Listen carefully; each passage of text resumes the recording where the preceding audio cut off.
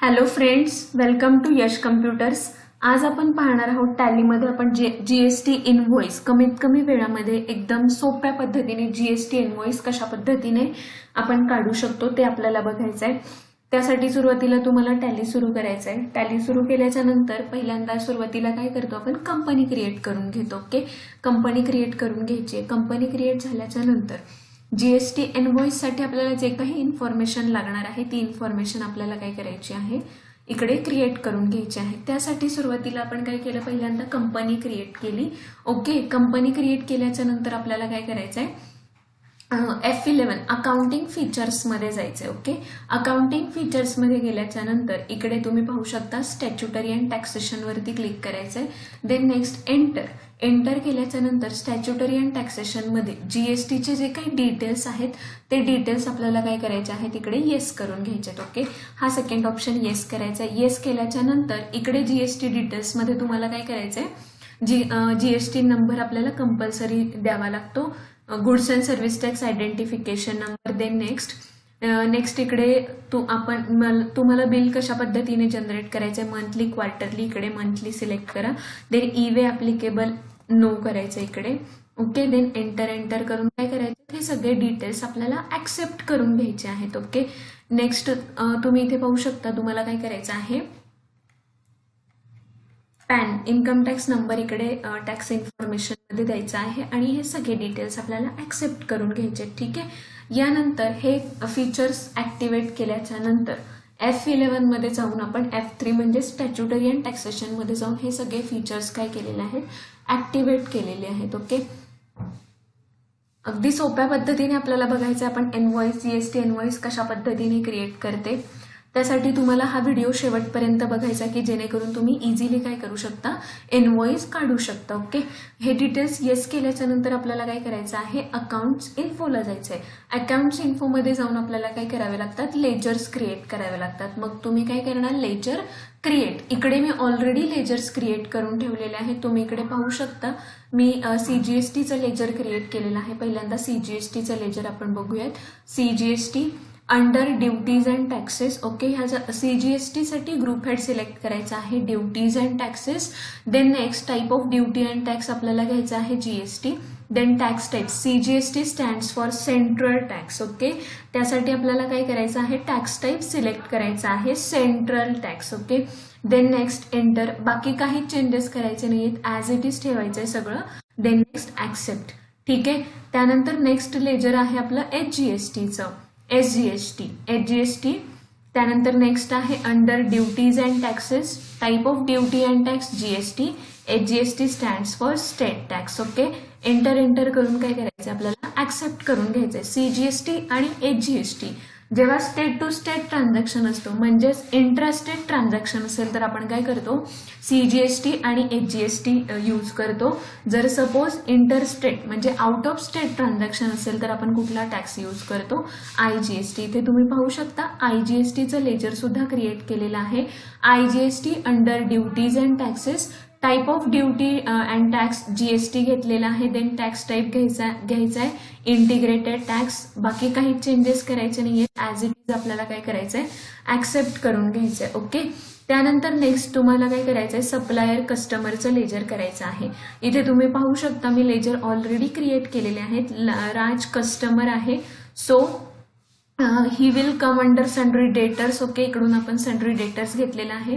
Maintain bill bye bill इकडे yes ठेवायचं आहे, बिकॉज आपल्याला बिल वाईज डिटेल्स ठेवायचे आहेत.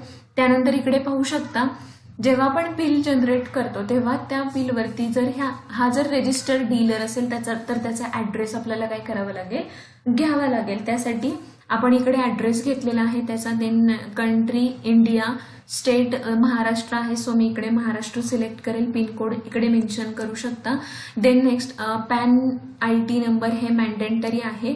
देन रजिस्ट्रेशन टाईप, इथे तुम्ही पाहू शकता आपल्याला रजिस्ट्रेशन टाईप दिलेला आहे. कंपोजिशन असेल तर तुम्ही कंपोजिशन सिलेक्ट करू शकता, कंझ्युमर. देन रेग्युलर म्हणजे काय, हा रजिस्टर्ड डीलर आहे. अनरजिस्टर्ड असेल तर आपण अनरजिस्टर्ड सिलेक्ट करू शकतो. Then next user identification number, जर त्या पार्टीचा जर रजिस्टर्ड डीलर असेल तर पर्टिक्युलर पर्टिक्युलर जीएसटी नंबर असेल तो जीएसटी नंबर आपल्याला काय करायचा आहे इकडे मेन्शन करायचा आहे. Okay, set alter GST details नोच ठेवायचे.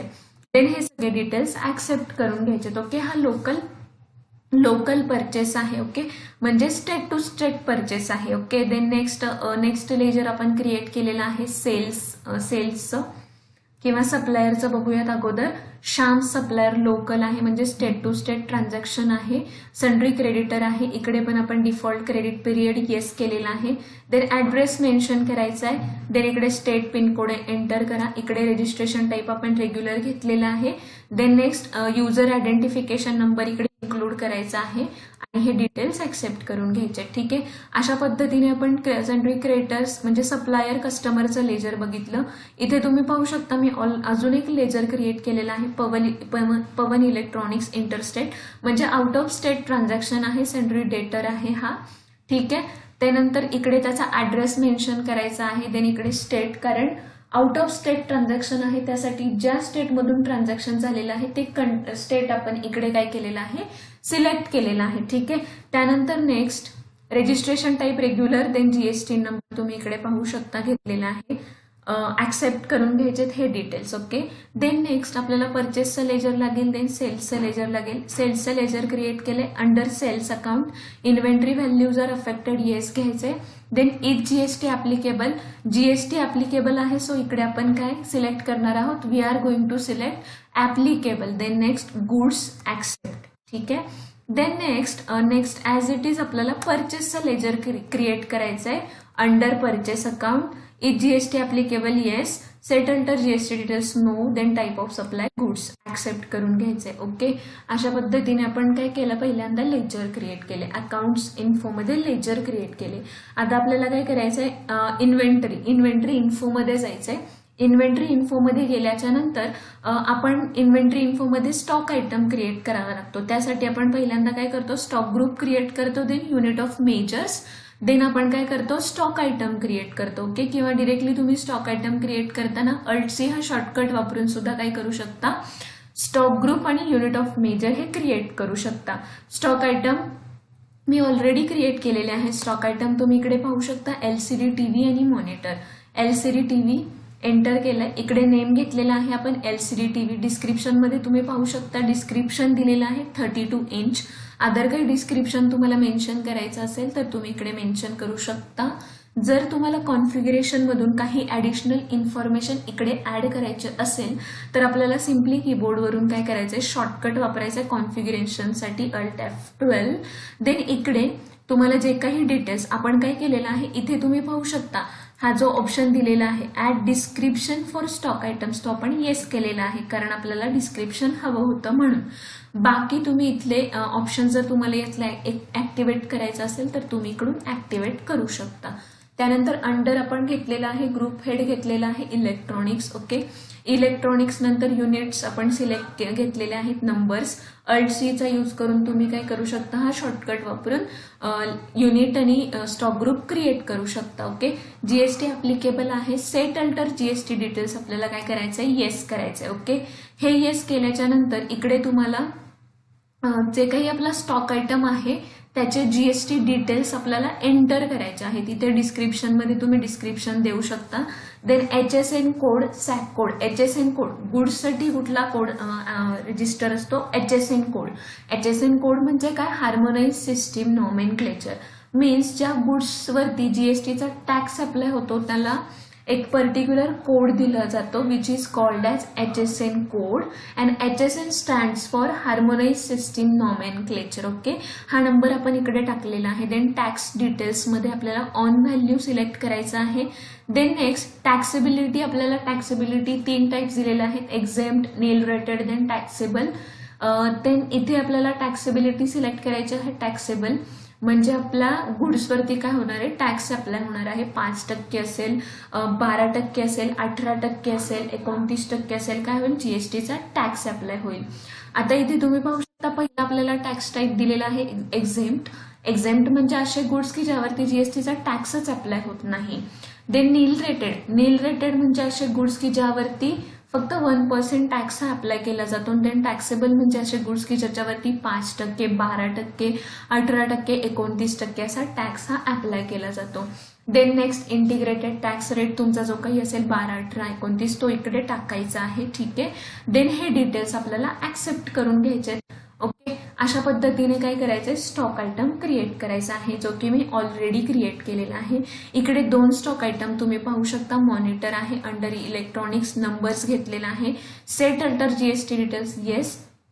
देन इकडे आपल्याला काय करायचंय, HSN कोड घ्यायचा आहे, सॅक कोड घ्यायचा आहे, कॅल्क्युलेशन टाईप ऑन व्हॅल्यू, टॅक्सेबिलिटी घेतलेली आहे, टॅक्सेबल, आणि हे काय करायचे डिटेल्स ऍक्सेप्ट करायचे. ओके, अशा पद्धतीने आपण पाहिलं लेजर कुठले कुठले क्रिएट करतो. देन स्टॉक आयटम कशा पद्धतीने क्रिएट केला जातो. ओके, त्यानंतर आपल्याला आता बघायचं आहे की इनव्हॉइस क्रिएट करण्यासाठी जे मेन डिटेल्स लागतात ते कशा पद्धतीने क्रिएट केले जातात. जरी एखादा अननोन युजर असेल किंवा ज्याला टॅलीविषयी कमी माहिती असेल, तो युजर सुद्धा काय करू शकतो, इझिली बिल जनरेट करू शकतो अशा पद्धतीने. ओके, त्यानंतर हे झाल्याच्या नंतर आपल्याला काय करायचंय, अकाउंट व्हाउचर टाइप्स मध्ये जायचंय. त्यासाठी तुम्हाला अकाउंट्स इन्फोवरती क्लिक करायचंय. इकडे तुम्ही खाली पाहू शकता व्हाउचर टाइप्स दिलेले आहेत. ओके, व्हाउचर टाइप्स मध्ये मी एंटर केलं.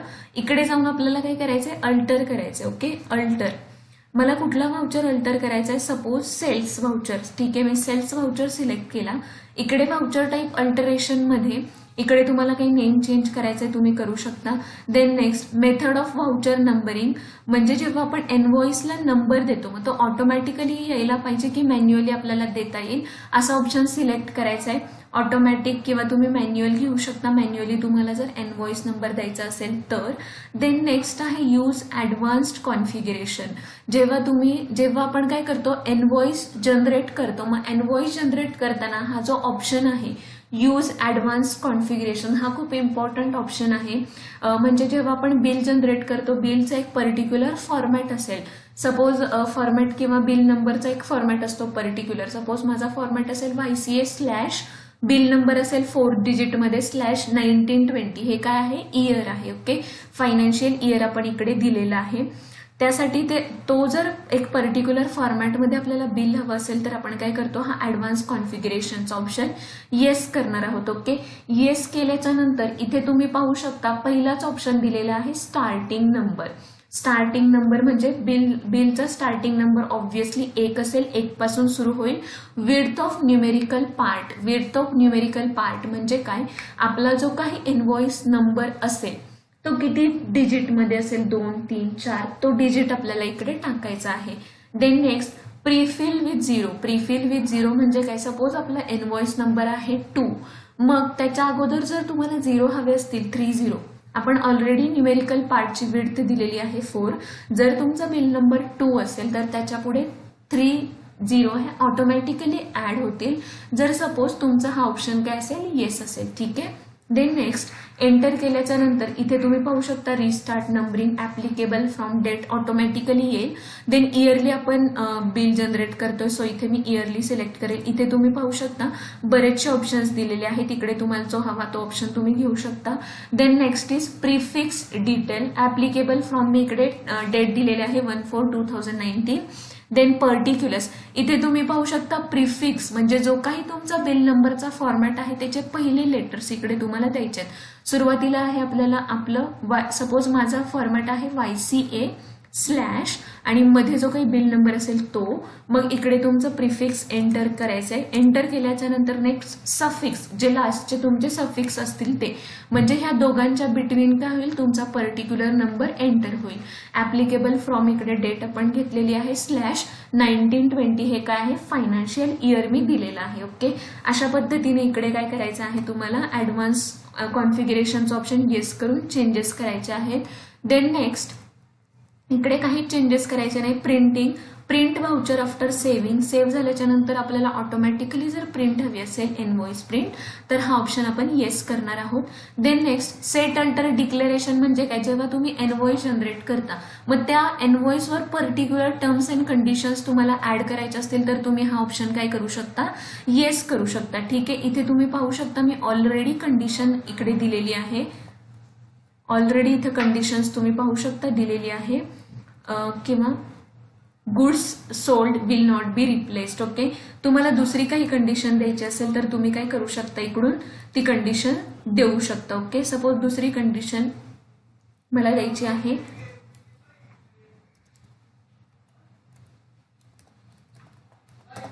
Purchased goods will not be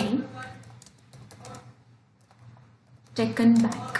okay, अशा पद्धतीने तुमच्या ज्या काही टर्म्स अँड कंडिशन्स असतील त्या तुम्ही काय करू शकता, इनव्हॉइस वरती प्रिंट करू शकता. देन नेम ऑफ क्लास, इकडे काय करायचं आहे, आपल्याला एक क्लास क्रिएट करायचा आहे, जेणेकरून आपण काय करतो, जर हा आपण क्लास क्रिएट केला तर जो कोणी अननोन युजर आहे तो सुद्धा काय करू शकतो, इझिली इनव्हॉइस हा जनरेट करू शकतो. त्यासाठी आपण नेम ऑफ क्लास क्रिएट केलेला आहे, जीएसटी इनव्हॉइस. त्यानंतर नेक्स्ट इकडे तुम्ही पाहू शकता, इकडे दिलेला आहे आपल्याला exclude this groups and include this groups. म्हणजे जेव्हा आपण एंट्री करणार आहोत, मग कुठले ग्रुप्स आपल्याला नको आहेत ते काय करणार आहे, मी एक्सक्लूड मध्ये टाकणार आहे. सपोज बँक ओडी मला नकोय, ब्रांच अँड डिव्हिजन नको आहे, त्यासाठी मी ते एक्सक्लूड मध्ये टाकलेलं आहे. कुठले ग्रुप्स आपल्याला इन्क्लूड करायचे आहेत ते इकडे मेन्शन करायचे. बाजूला तुम्ही लिस्ट ऑफ ग्रुप्स पाहू शकता, ही ऑलरेडी आपल्याला बाय डिफॉल्ट दिलेली असते. यातून फक्त कुठले इन्क्लूड करायचे, कुठले एक्सक्लूड करायचे हे आपल्याला सिलेक्ट करायचे. ओके, इकडे तुम्ही पाहू शकता मी इन्क्लूड मध्ये घेतलेला आहे cash in hand, then sundry creditors, sundry debtors. Okay, then next आपण सेल्स व्हाउचर हा अल्टर करतो आहे, त्यासाठी मी इकडे सेल्स घेतलेला आहे. बाकी इकडे काहीच चेंजेस करायचे नाहीत. इथे तुम्ही पाहू शकता default accounting allocations for all items in invoice except for the item specified below. इकडे आपण काय केलेलं आहे, सेल्स अकाउंट सिलेक्ट केलेला आहे. Then next additional accounting entries मध्ये कुठले कुठले ऍडिशनल अकाउंटिंग एंट्री करताना ऍडिशनल कुठले कुठले लेजर्स तुम्हाला ऍड करायचे आहेत बाय डिफॉल्ट, ते तुम्ही इकडे राईट करायचे आहेत. ओके, इथे तुम्ही पाहू शकता मी काय केलेलं आहे, ऑलरेडी राईट केलेला आहे. सीजीएसटी घेतलेला आहे under GST, yes. Then SGST आपण घेतलेला आहे, आयजीएसटी घेतलेला आहे. देन राउंडिंग ऑफ, इथे काय करायचं आहे आपल्याला, एक शॉर्टकट यूज करून राउंडिंग ऑफचं लेजर क्रिएट करायचं आहे. ते लेजरला ग्रुप हेड आपण घेणार आहोत, इनडायरेक्ट एक्सपेन्सेस. ओके, ते लेजर इकडे मेन्शन केल्याच्या नंतर तुम्ही पाहू शकता कॅल्क्युलेशन मेथड. कॅल्क्युलेशन मेथड म्हणजे काय, सपोज आपलं बिल जनरेट करताना अमाऊंट असेल, पैसेमध्ये अमाऊंट असेल तर आपल्याला ते काय करायचे, राऊंड ऑफ अमाऊंट हवी आहे. त्यासाठी आपण काय करणार आहोत, टोटल अमाऊंट राऊंडिंग हा ऑप्शन सिलेक्ट करणार आहोत. देन नॉर्मली आपण बघतो मार्केटमध्ये कुठली rounding method, normal rounding method use करतात. नॉर्मल राऊंडिंग मेथड म्हणजेच काय,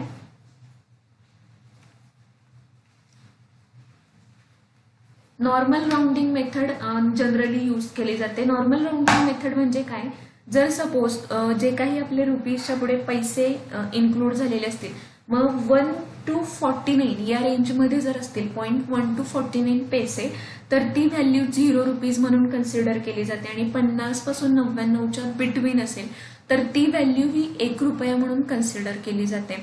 त्यासाठी आपल्याला नॉर्मल राऊंडिंग सिलेक्ट करायचं आहे. Then next rounding method 1 rupees आहे, त्यासाठी मी इकडे 1 रुपीज टाकलेला आहे. एंटर काय करायचं आपल्याला, हे डिटेल्स सगळे ऍक्सेप्ट करून घ्यायचे आहेत. ओके, सेम तशाच पद्धतीने तुम्ही परचेस इनव्हॉइस साठी सुद्धा करू शकता. त्यासाठी मी इकडे पाहू शकता मी ऑलरेडी इकडे काय केलेलं आहे, सगळे चेंजेस हे करून घेतलेले आहेत. एंटर जे डिटेल्स आपण सेल्समध्ये चेंज केले सेम तशाच पद्धतीने केलेलं आहे इकडे.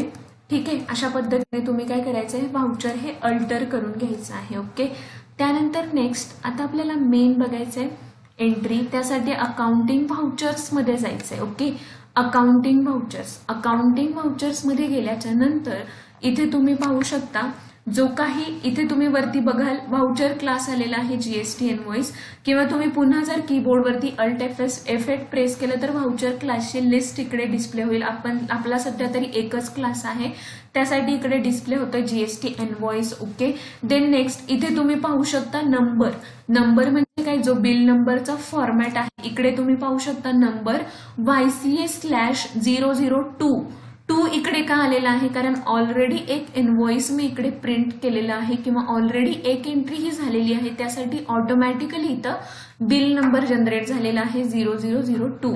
1920 हा बिल नंबरचा फॉर्मॅट आहे. Then next party name suppose आपण घेऊया,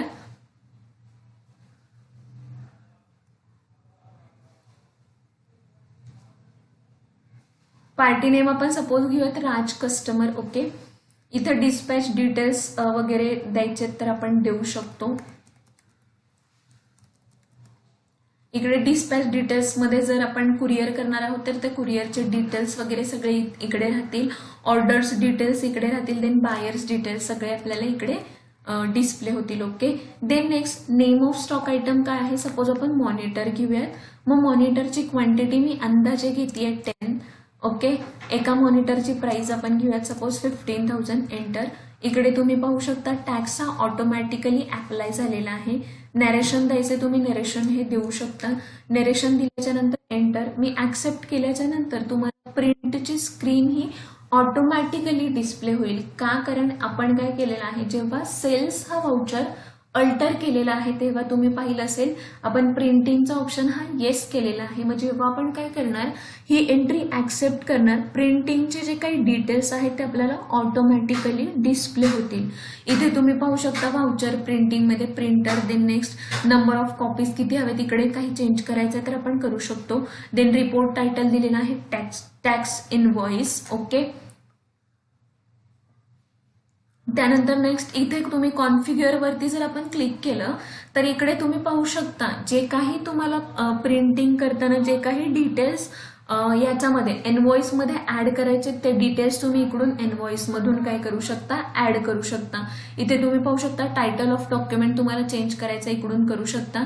देन जनरल इन्फॉर्मेशन मध्ये सिंपल फॉर्मॅट, कस्टमर सिग्नेचर वगैरे जे कुठले तुम्हाला ऑप्शन्स येस करायचे जे आपल्याला प्रिंट करताना डिस्प्ले झाले पाहिजेत हे आपण काय करू शकतो, येस करू शकतो. याच्यामधलं एक इम्पॉर्टंट ऑप्शन आहे प्रिंट बँक डिटेल्स. तो तुम्हाला येस हवा असेल तर तुम्ही येस करू शकता.